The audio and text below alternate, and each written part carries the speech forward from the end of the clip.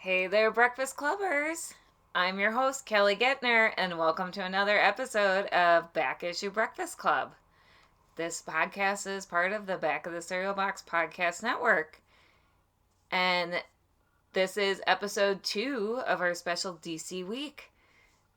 Like I mentioned in episode 1, DC has been very generous with us lately. And they've been doing a lot of new releases lately.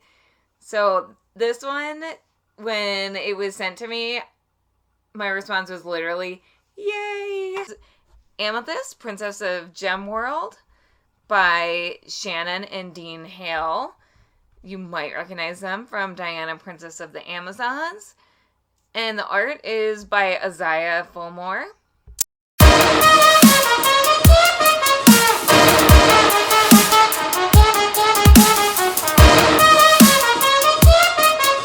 And so I will admit that I was coming into this a little cold because I've always been aware of Amethyst as a character, but I haven't read much of her outside of her like making appearances in books. So I've always been kind of like, hey, she kind of seems like She-Ra, and that's awesome. Feel free to yell at me in the comments if I'm wrong about this. But I've always meant to read more about her. And so this book is aimed at younger readers. Specifically, Amethyst is middle school age.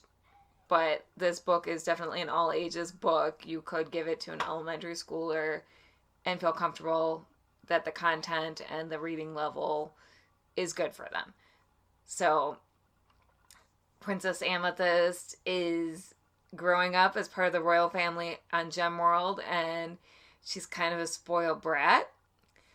And she's got strong magical powers, and she's abusing her strong magical powers. So to teach her a lesson, her mom sends her and a warrior / caretaker to Earth for a week.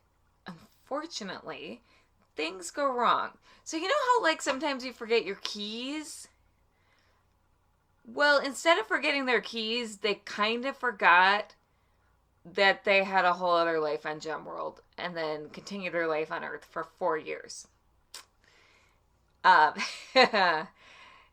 a little bigger than forgetting your keys. So,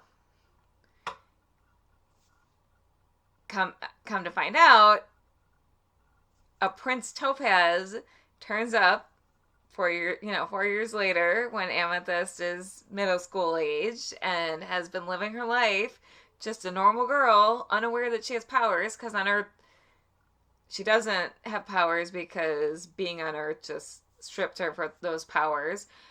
And he's like, hey, Gemworld needs your help. You're a princess.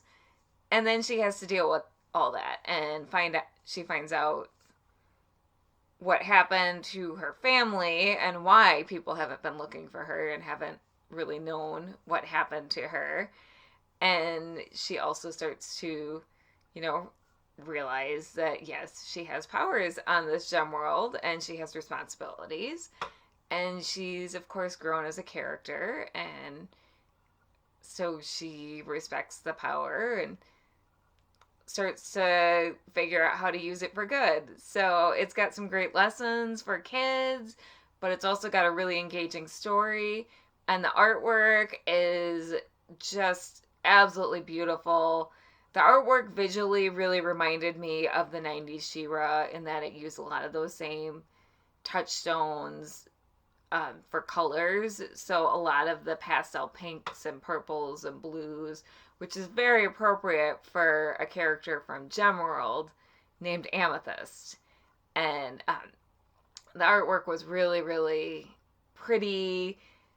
The characters were drawn age appropriately, which I shouldn't have to say. But at the same time, yes, it's nice to see that, because that doesn't always happen in comics.